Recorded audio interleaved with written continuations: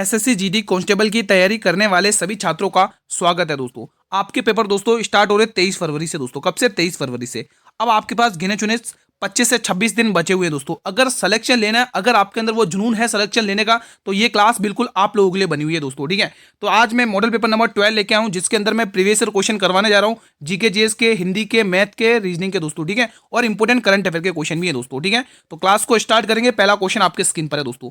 80% आज इस क्लास से आपको क्वेश्चन देखने को मिलने वाले एग्जाम में दोस्तों। तो ये मॉडल पेपर सीरीज जिसने भी अटेंड कर लिया एग्जाम तक, उसका सिलेक्शन पक्का है दोस्तों। ठीक है, हॉकी मैदान की मानक चौड़ाई कितनी है बताइए दोस्तों? 57 मीटर, 55 मीटर, 50 मीटर या 54.5 मीटर? तो आप कहोगे 50 मीटर है, ऑप्शन नंबर सी। सारे क्वेश्चन दोस्तों एसएससी के फेवरेट क्वेश्चन है। यही क्वेश्चन लगातार बार बार पूछे जाते हैं दोस्तों जीके जीएस में। ठीक है, ठीक है दोस्तों, ये पूरा मॉडल पेपर आप लोगों के लिए तैयार किया गया, तो एग्जाम से पहले इसको जरूर देखें दोस्तों। अगर सिलेक्शन लेना है तो ये मॉडल पेपर आपके लिए बहुत जरूरी है। बिहू लोक संगीत और नृत्य का पारंपरिक रूप भारत के किस राज्य से जुड़ा हुआ है? केरल, असम, पंजाब या गुजरात? तो आप कहोगे ये बिहू असम का दोस्तों, ऑप्शन नंबर बी। वह मौर्य सम्राट कौन था जिसने अपने साम्राज्य में गुप्तचर व्यवस्था की स्थापना का श्रेय दिया जाता है दोस्तों? बताइए, अशोक, बृहद्रथ, बिंदुसार या चंद्रगुप्त मौर्य? बिल्कुल दोस्तों, चंद्रगुप्त मौर्य दोस्तों, ऑप्शन नंबर डी इसके सही जवाब हो जाएगा। इसके दरबार में कौन आया था दोस्तों? क्वेश्चन पूछा जाता है। इसी के दरबार में दोस्तों सेल्यूकस निकेटर का दूत मेगस्थनीज आया था, जिसकी पुस्तक थी इंडिका, जिसमें पाटलिपुत्र का प्रकाशन बताया गया है। प्रथम कॉमनवेल्थ गेम किस देश में आयोजित हुए थे दोस्तों? बताइए, कनाडा, भारत, अफ्रीका या फ्रांस? तो आप कहोगे कनाडा में आयोजित हुए थे, ऑप्शन नंबर ए। अगला प्रश्न, आप सभी से ये निवेदन जरूर करूंगा, आप मुझे ये जरूर बताइएगा कि आपने इस मॉडल पेपर में से कितने क्वेश्चन बना पाए। और एक निवेदन और है आपसे, अगर आप चैनल पर पहली बार विजिट करें तो चैनल को जरूर सब्सक्राइब कर लें। निम्न में से कौन सी नदी पूर्वी तटीय मैदानों में डेल्टा बनाती है? नर्मदा नदी, माही नदी, गोदावरी नदी, तापी नदी? तो इसका सही जवाब गोदावरी नदी हो जाएगी, option number D will be the right answer दोस्तों। बंगाल की खाड़ी में अपना जल गिराती है, ध्यान रखना। किस भारतीय केंद्र शासित प्रदेश में अनुसूचियां जातियां सबसे अधिक हैं? दिल्ली, लक्षद्वीप, लद्दाख या चंडीगढ़? तो इसका आंसर आ जाएगा दिल्ली, ऑप्शन नंबर ए। अगला क्वेश्चन, बादल घिर गए और बारिश होने लगी रचना की दृष्टि से कौन सा वाक्य है? बादल घिर गए और बारिश होने लगी, मतलब एकदम से काले काले बादल आ चुके हैं और बारिश हो चुकी है, होने लग गई है। तो इस दृष्टि से कौन सा इसमें वाक्य है दोस्तों, रचना की दृष्टि से? बताइए।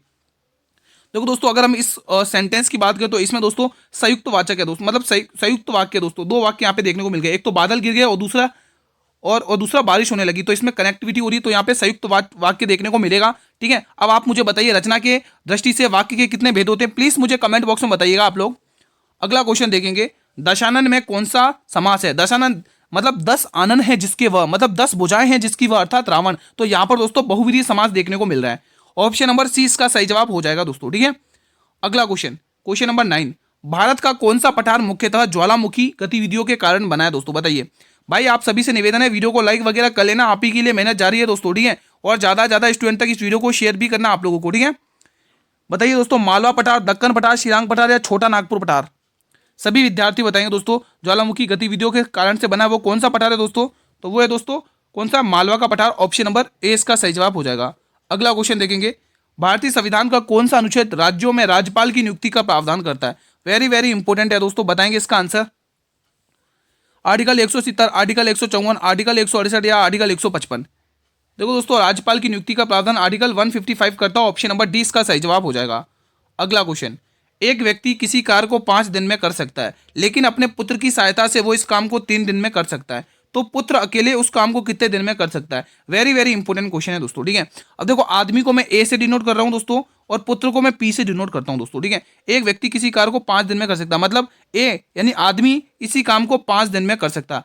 अगर दोस्तों आदमी और पुत्र यानी पी, पुत्र को मैं पी से डिनोट कर रहा हूं, आदमी और पुत्र अगर मिल जाते हैं तो वो दोनों 3 दिन में काम को निपटा देते हैं। अब क्वेश्चन कह रहा पुत्र उस काम को कितने दिन में निपटाएगा? तो इनसे कटने वाला नंबर कौन सा है दोस्तों? 5 या 15। इनसे कटने वाला नंबर, इनका एलसीएम 15 है। ठीक है, तो यहाँ से आदमी की क्षमता निकल जाएगी 5 या 15, आदमी की क्षमता 3 आ गई, लेकिन आदमी प्लस पुत्र दोनों की मिला के क्षमता कितनी आ रही? 3 × 5 = 15 दोस्तों। ठीक है, अब आप देख पा रहे हैं आदमी के अकेले की क्षमता कितनी है मेरे भाई? 3 है।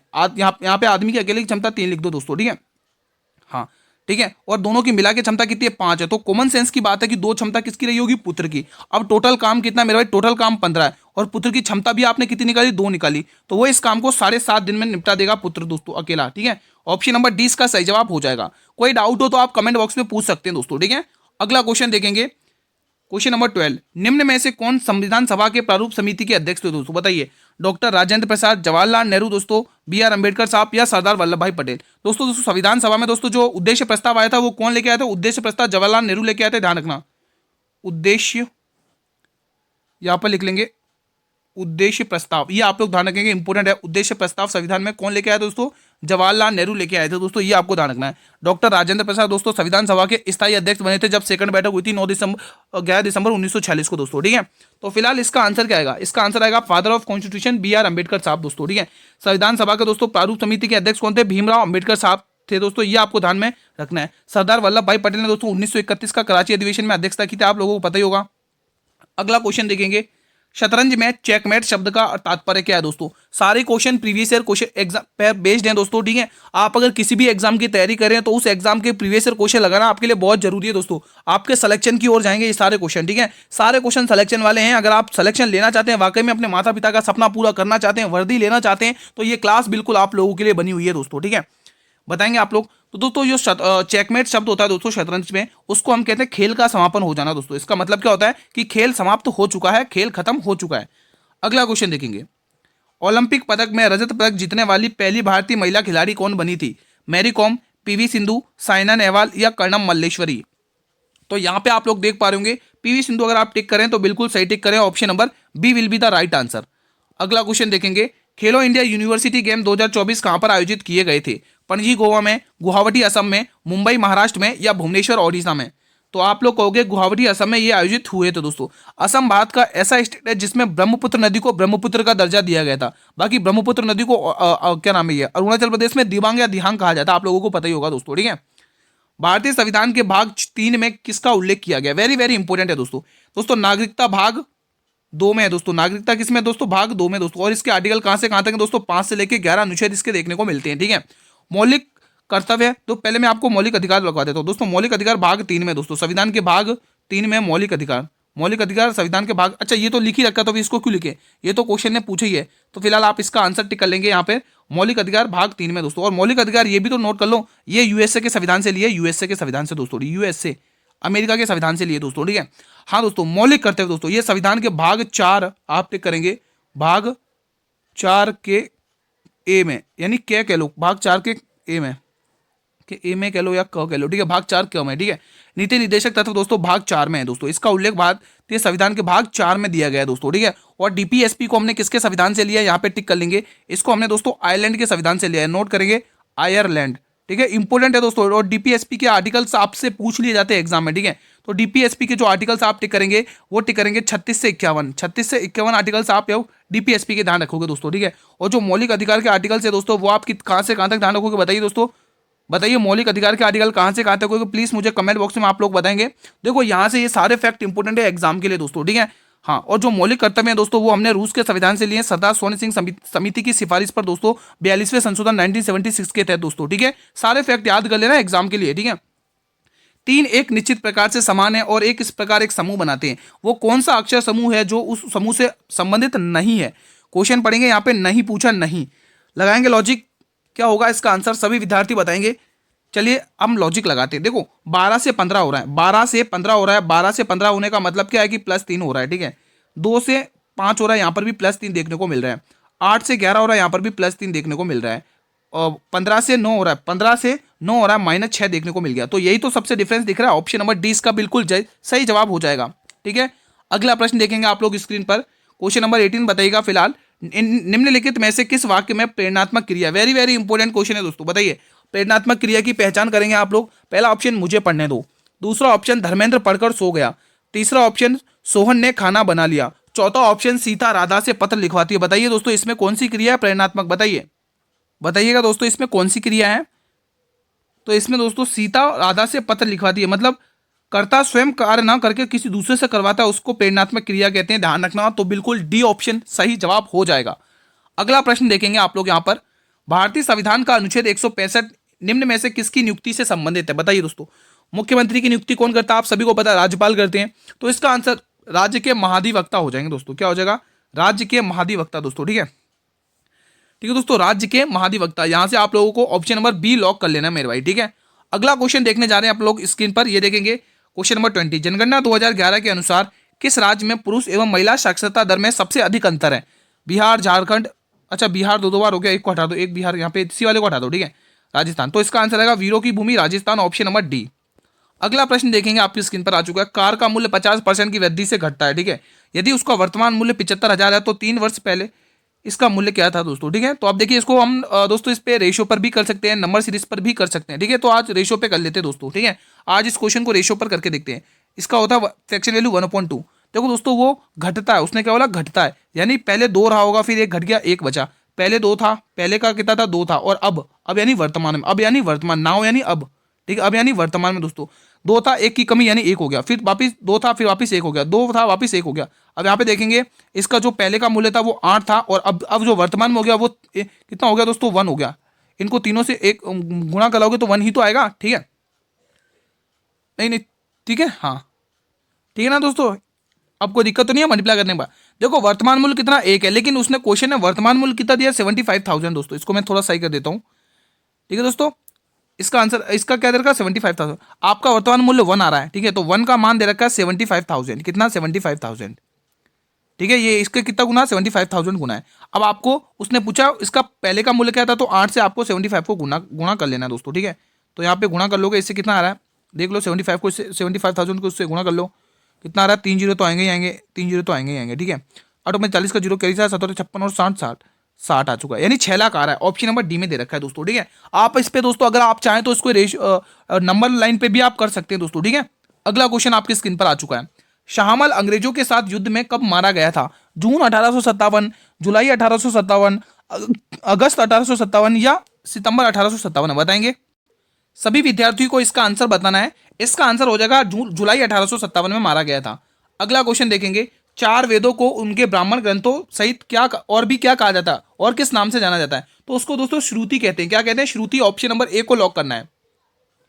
हरित क्रांति अर्थव्यवस्था के किस क्षेत्र से संबंधित है? कृषि, सेवा, वित्तीय या औद्योगिक क्षेत्र? तो इसका आंसर आएगा कृषि क्षेत्र से यह संबंधित है। अगला प्रश्न देखेंगे आप लोग, प्रधानमंत्री रोजगार प्रोत्साहन योजना किस वर्ष में शुरू की गई थी? 2016, 2015, 2014 या 2017? तो इसका सही जवाब आएगा 2016 में ये शुरुआत की गई थी इस योजना की। अब ये क्वेश्चन देखेंगे, दी गई श्रृंखला में प्रश्न चिन्ह के स्थान पर क्या आएगा दोस्तों? अगर आप दोस्तों इस श्रृंखला में सीरीज देखेंगे तो ए से सी हुआ, यानी कि 1 से 3 यानी +2 यहाँ पर देखने को मिल चुका है, ठीक है। सी से मतलब सी से ई हो गया, यानी 3 से 5 हो गया, यहाँ पर भी +2 देखने को मिल रहा है। तो अगला नंबर भी 7, और 7 पे क्या आता है? जी आता है। तो आंसर जी से स्टार्ट होने वाला है, ठीक है। बी +2 मतलब +2 हो रहा है, 8 एम आता है 6, 6 में 2 प्लस करो 8 होगा, और 8 पे क्या होता है? एच होता है, जी एच, ठीक है। फिर बी से डी, यानी फिर वापिस +2 एफ 6, फिर वापिस एच आएगा। जी डबल एच, जी डबल एच किस में दिख रहा है भाई? जी डबल एच 2 ऑप्शन 3 ऑप्शन में दिख रहा है भाई, ठीक है। वो सॉल्व कर लेते हैं। 5 और 2 7, 7 पे G, D G double H G, G double H G B वाले ऑप्शन में है, बिल्कुल G double H G B वाले ऑप्शन में दोस्तों, ठीक है।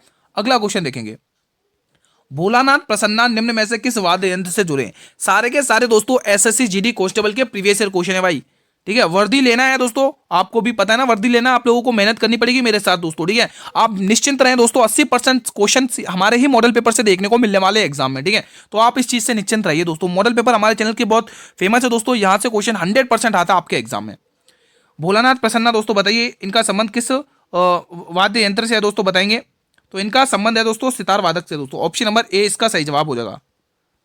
सरहुल उत्सव निम्न में से किस राज्य में मनाया जाता है? उत्तराखंड, झारखंड, उत्तर प्रदेश या हिमाचल प्रदेश? तो मेरे भाई ये झारखंड में मनाया जाता है सरहुल त्योहार। ऑप्शन नंबर 20 का सही जवाब हो जाएगा। विश्व प्रेस स्वतंत्रता सूचकांक 2025 में भारत का स्थान है? करंट अफेयर का बताइएगा क्वेश्चन। 150वां, 142वां, 160वां या 151वां? तो आप हो गए भारत का स्थान 151वां है, ऑप्शन नंबर डी। अगला प्रश्न देखेंगे, वर्ष 2025 में 8 अक्टूबर को भारतीय वायुसेना की स्थापना की कौन सी वर्षगांठ मनाई गई है दोस्तों? 90वीं, 91वीं, 92वीं या 93वीं? सभी विद्यार्थी बताएंगे। तो इसका आंसर आएगा ऑप्शन नंबर बी, 91वीं मनाई गई है दोस्तों। ऑप्शन नंबर 20 का सही जवाब हो जाएगा। निम्न में से कौन सा संज्ञा का भेद नहीं है? जातिवाचक, निजवाचक, व्यक्तिवाचक या भाववाचक? इनमें से बताना है कि संज्ञा का कौन सा भेद नहीं है। बताइए दोस्तों, संज्ञा के मूल रूप से 3 भेद होते हैं, आप सभी को पता है, जातिवाचक, भाववाचक और व्यक्तिवाचक। लेकिन ये तो निजवाचक तो सर्वनाम होता है भाई, ये तो सर्वनाम है, यहाँ पे लिख दो। निजवाचक तो भाई सर्वनाम होता है, सर्वनाम, ठीक है। निजवाचक तो क्या है भाई? सर्वनाम है, ठीक है विद्यार्थी, ठीक है स्टूडेंट्स। अगला क्वेश्चन, मुख्य क्रिया के अर्थ को स्पष्ट करने वाली क्रिया को क्या कहते हैं? नाम धातु क्रिया, सहायक क्रिया, नाम बोधक क्रिया या प्रेरणात्मक क्रिया? तो ये क्रिया दोस्तों जो मुख्य क्रिया के अर्थ को स्पष्ट करती है वो है सहायक क्रिया दोस्तों। ऑप्शन नंबर 20 का सही जवाब हो जाएगा। ये बताइएगा, पाइप सी एक टैंक को 12 घंटे में और डी उस टैंक को 40 घंटे में भर सकता है। यदि पाइप सी और डी दोनों को मिलकर एक उस टैंक को भरने में कितने घंटे लगेंगे। देखो दोस्तों, इस क्वेश्चन को करने की निंजा टेक्निक क्या, एक झटके में उड़ाओगे। जब भी एक किसी काम को इतने दिन में इतने घंटे में कर सकता है, 20 काम को इतने दिन में कर सकता है, दोनों मिला के कब करेंगे, तो ऐसे केस में दोस्तों आपको गुणा बट्टे योग लगाना पड़ता है। क्या लगाना है, गुणा बट्टे योग। फैसला ऑन द स्पॉट हो जाएगा, बहुत जल्दी क्वेश्चन हो जाएगा गुणा बट्टे योग करके। लेकिन जब टंकी वाला क्वेश्चन ऐसा था ना, एक भर रहा है एक खाली कर रहा है, तो उस केस में गुणा बट्टे अंतर लगता है, ध्यान रखना, ठीक है। देखो दोनों का गुणा कर लो 12 गुणा 40 और दोनों को जोड़ लो 40 50 60, मतलब 40 50 52 आ जाएगा, कितना आ जाएगा, ठीक है। अब आप यहाँ पे कुछ काटा पीटी कर लो दोस्तों, कट रहा है तो काट लो। 4 की तरफ से 13 चौक 52, 13 बार जाएगा। 4 की तरफ से मेरे भाई 10 बार जाएगा, ठीक है। और 12 था 120, तो 120 में आपको 13 का भाग देना, मतलब देना क्या है इसमें, तो ये दे भी नहीं रखा है, भिन्न में ही आंसर दे रखा है, तो यहाँ से डी ऑप्शन आपको दिख पा रहा है, ठीक है। इजी क्वेश्चन था। अगला क्वेश्चन देखेंगे फिलहाल आप लोग। भारत में किस मुस्लिम शासक ने जजिया कर का प्रचलन किया। यहाँ पे मैं 3 क्वेश्चन आपसे पूछूंगा और तीनों में से एक क्वेश्चन आपको पूछा जा सकता है एग्जाम में, ठीक है। पहले तो बताएंगे जजिया कर दोस्तों, प्रथम मुस्लिम शासक कौन था, बिल्कुल मोहम्मद बिन कासिम था दोस्तों, जो सबसे पहले मुस्लिम जजिया कर लगाता है दोस्तों, ठीक है। अब दोस्तों कहीं कहीं कुतुबुद्दीन ऐबक भी दे रखा है, लेकिन दोस्तों भारत में सबसे पहले मुस्लिम शासक था दोस्तों मोहम्मद बिन कासिम। अब ध्यान से सुनना, अब यहाँ पर एक क्वेश्चन पूछूंगा दोस्तों, जजिया कर पुनः पुनः किसने लगाया था, पुनः लगाया, पुनः जजिया कर किसने लगाया था दोस्तों, बताइए। पुनः जजिया कर लगाया किसने लगाया दोस्तों, पुनः जजिया कर लगाया था औरंगजेब ने। किसने लगाया था, औरंगजेब ने। टिक करेंगे यहाँ पे, औरंगजेब। दोस्तों अकबर ने समाप्त कर दिया था, ये अकबर ने ये जजिया कर समाप्त कर दिया था, लेकिन दोबारा किसने लगाया था, औरंगजेब ने। अब दोस्तों एक क्वेश्चन और पूछा जाएगा जजिया कर से ही, कि गैर ब्राह्मणों पर जजिया कर किसने लगाया था, ब्राह्मणों पर, यहाँ पे आप ब्राह्मण लिख दो दोस्तों, यहाँ पे ब्राह्मण लिखो, ब्राह्मणों पर जजिया कर किसने लगाया था, ये क्वेश्चन आपको एग्जाम में पूछेगा। ब्राह्मणों पर जजिया कर, ब्राह्मणों पर जजिया कर लगाया था फिरोज शाह तुगलक ने दोस्तों। यहाँ पे लिखेंगे फिरोज शाह तुगलक ने, यहाँ पे लिखेंगे फिरोज शाह तुगलक, फिरोज शाह तुगलक। ये 3 क्वेश्चन याद कर लो, रट लो, एग्जाम में इनमें से एक पूछ लिया जाएगा आपको।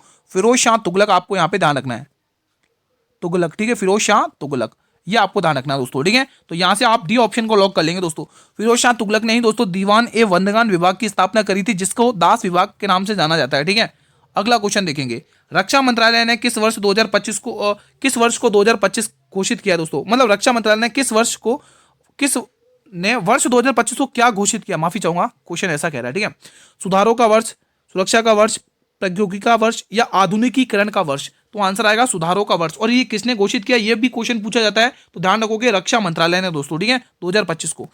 अगला क्वेश्चन देखेंगे, महिला टी20 विश्व कप 2024 में निम्न में से किस टीम ने जीती थी, मतलब 2024 में जो टी20 वर्ल्ड कप हुआ था महिलाओं का, उसमें किस टीम ने विजय हासिल की थी दोस्तों, वो कौन सा देश था, तो बिल्कुल दोस्तों न्यूजीलैंड। न्यूजीलैंड अगर टिक करो तो बिल्कुल सही जवाब हो जाएगा दोस्तों। अगला क्वेश्चन, तबला किस प्रकार का एक संगीत वाद्य यंत्र है, तत्, सुधीर, सुशीर, अनवत, अवनत, अवनत या ताल वाद्य। शानदार क्वेश्चन है मेरे भाई, बताएंगे आप लोग। तो इसमें दोस्तों आप देख पा रहे होंगे दोस्तों, ये कौन सा है दोस्तों, यहाँ पे आपको ताल वाद्य देखने को मिलने वाला है दोस्तों, ठीक है। भाई चैनल पर पहली बार विजिट कर रहे हो तो आप सभी से निवेदन है, चैनल को सब्सक्राइब जरूर करें और बेल नोटिफिकेशन का बेल प्रेस करें दोस्तों, ठीक है। आपके लिए एसएससी एमटीएस की क्लासेस स्टार्ट कर दी दोस्तों, डेली 8 बजे वो क्लास आती है एसएससी एमटीएस के लिए। भारतीय संविधान के किस अनुच्छेद को, भारतीय संविधान के अनुच्छेद 51A के अनुसार एक नागरिक के कितने मौलिक कर्तव्य होने चाहिए दोस्तों, बताइए। तो एक नागरिक के कम से कम 11 मौलिक कर्तव्य होने चाहिए दोस्तों, 11, ऑप्शन नंबर बी, ठीक है दोस्तों। बढ़े अगले प्रश्न की तरफ मेरे भाई, अगला क्वेश्चन देखेंगे। देखो 11वां जो मौलिक कर्तव्य जोड़ा गया था वो 86वां संशोधन के तहत जोड़ा गया था, ध्यान रखेंगे दोस्तों, ठीक है। सतलज नदी का वैदिक नाम क्या है, जो ऋग्वेद में वर्णित है, सप्त सिंधुओं के नाम का एक हिस्सा है दोस्तों। देखो शतुद्री आप लोग टिक कर लेंगे पहले इसका आंसर, ठीक है। वितस्ता दोस्तों झेलम का प्राचीन नाम है, नोट करेंगे दोस्तों, झेलम, ठीक है। शेषनाग झील आपको पता है वहीं से निकलती है। अस्किनी दोस्तों चिनाब का, दोस्तों सिंधु की सबसे बड़ी सहायक नदी चिनाब है दोस्तों। हिमाचल प्रदेश में चंद्र और भागा मिलती है, फिर आगे बढ़ती है किसके नाम से, चिनाब के नाम से, ठीक है। और ये सिंधु की सबसे बड़ी सहायक नदी है। परिश्वनी दोस्तों रावी नदी का प्राचीन नाम है दोस्तों। और इसी के तट पर कौन सी सभ्यता विकसित है, हड़प्पा सभ्यता, और इसका उद्गम हिमाचल प्रदेश में रोहतांग दर्रे के पास कुल्लू घाटी से होता है दोस्तों, ठीक है। तो ये सारे फैक्ट आप लोग याद करके रख लेना दोस्तों, ठीक है। अगला क्वेश्चन, ताम्र पाषाण काल की मालवा बस्तियों की अत्यधिक सघनता निम्न में से किस स्थान पर पाई जाती है, Ganga basin, Sindhu basin, Mahanadi basin या मध्य नर्मदा बेसिन। तो ये दोस्तों मध्य नर्मदा बेसिन में पाई जाती है, ऑप्शन नंबर डी। अगला प्रश्न, दी गई श्रृंखला में प्रश्न चिन्ह के स्थान पर क्या आएगा। मेरे भाई शानदार क्वेश्चन है, शानदार लॉजिक लगाइए लॉजिक और सॉल्व करेंगे, इस श्रृंखला को पूरा करिएगा, लगाइए लॉजिक, सभी स्टूडेंट बताएंगे दोस्तों। इंपॉर्टेंट क्वेश्चन है दोस्तों, बताइए। अगर आप दोस्तों यहाँ पे एक काम करें, इसका 5 गुना करके 10 प्लस कर लें, इसको करने के दोस्तों आपको मल्टीपल तो दिख ही रहा है, मल्टीप्लाई हो रहा है यहाँ पे, देखो यहाँ पे अगर हम 5 से गुणा करते हैं, एक पंजे 5 और प्लस 10 कर ले तो 15 मिल रहा है, ठीक है। उसी तरह से यहाँ पर देखेंगे गुणा 5 कर ले, 15 पंजे 75, 75 प्लस 10 कर ले, यहाँ पर भी मिल रहा है, ठीक है। उसी तरह से इसको भी देखो गुणा करके 5 करना है और यहाँ पर भी प्लस 10 करना है। उसी तरह से इसको भी गुणा 10 5 कर लो और यहाँ पे प्लस 10 कर लो। अब देखो 10 में 0 छुपा हुआ है, ठीक है। तो 55 25, 25 में 5 प्लस को देखो इकाई अंक 5 आ रहा है, वो भी इस ऑप्शन में आ रहा है, भले आप करके देख लो। देखो इकाई अंक से गेम खेलना है, देखो इतना कैलकुलेशन करने का समय नहीं देता है एग्जाम में, ठीक है दोस्तों। पहले आप इसको 5 से मल्टीप्लाई करोगे, फिर उसमें 10 प्लस कर लोगे दोस्तों, तो पहले मल्टीप्लाई कर लेते, ठीक है। 55 25 की 5 कैरी 2, ठीक है। 5 से 15 17 की 7 कैरी 1, 5 20 और 21, 2175 हो गया। अब इसमें जैसे आप 10 ऐड करोगे तो 2185, देखो ऑप्शन नंबर ए। अब आपके ऊपर है कि आप इकाई अंक से करोगे या ऐसे मेरी तरह मल्टीप्लाई करोगे, ठीक है। देखो मैंने आपको इकाई अंक वाला भी बताया, तो बेस्ट इकाई अंक वाला रहेगा। जब ऑप्शन में इकाई अंक अलग है तो आप ऐसे ही करो ना, क्यों समय वेस्ट कर रहे हो। आजाद हिंद फौज को सुभाष चंद्र बोस ने किस देश में पुनर्गठन किया था दोस्तों। इसका जो पुनर्गठन हुआ था दोस्तों वो 1943 के समथिंग हुआ था दोस्तों, ठीक है। और किस देश में जाके हुआ था दोस्तों, सिंगापुर में। Option number D. देखो आप देख पा रहे होंगे दोस्तों, आजाद हिंद फौज की स्थापना तो सुभाष चंद्र बोस ने की थी, ध्यान रखेंगे। अगला क्वेश्चन देखेंगे फिलहाल यहाँ पर, शहर संज्ञा का कौन सा प्रकार है दोस्तों। शहर में कौन सी संज्ञा देखने को मिलती है, आप लोग बताइए। व्यक्तिवाचक, भाववाचक, समूहवाचक या जातिवाचक। जिस संज्ञा शब्दों से किसी संपूर्ण जाति का बोध होता है उसे क्या कहते हैं, जातिवाचक संज्ञा कहते हैं। और ये जातिवाचक संज्ञा क्यों है जातिवाचक संज्ञा दोस्तों, जातिवाचक संज्ञा में संपूर्ण शहरों का बोध हो रहा है। ये शहर कोई जयपुर भी हो सकता है, ये शहर कोई कोलकाता भी हो सकता है, शहर कोई मुंबई भी हो सकता है, शहर कोई जयपुर भी हो सकता है। तो मतलब संपूर्ण जाति का बोध हो रहा है ना, उसी को कहते हैं जातिवाचक संज्ञा।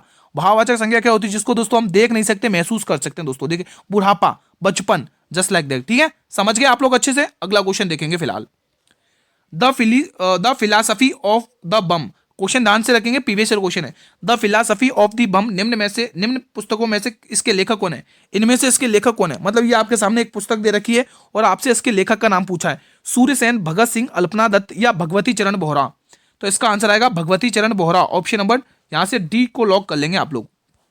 अगला क्वेश्चन देखेंगे, द्वितीय पंचवर्षीय योजना की लक्षित वृद्धि दर कितनी थी दोस्तों। देखो दोस्तों, ये जो दूसरी पंचवर्षीय योजना थी दोस्तों, ये दूसरी पंचवर्षीय योजना का टाइम पीरियड क्या था, 1956 से लेकर 61 तक ये चली थी दोस्तों। क्योंकि 1951 से लेकर 56 तक तो वो फर्स्ट वाली चली थी। और ये किस मॉडल पर आ रही थी दोस्तों, पीसी महालनोबिस मॉडल। नोट करेंगे, PC Mahalanobis model, PC Mahalanobis model पर ये पंचवर्षीय योजना आधारित है, ये आपको ध्यान में रखना है मेरे भाई, ठीक है।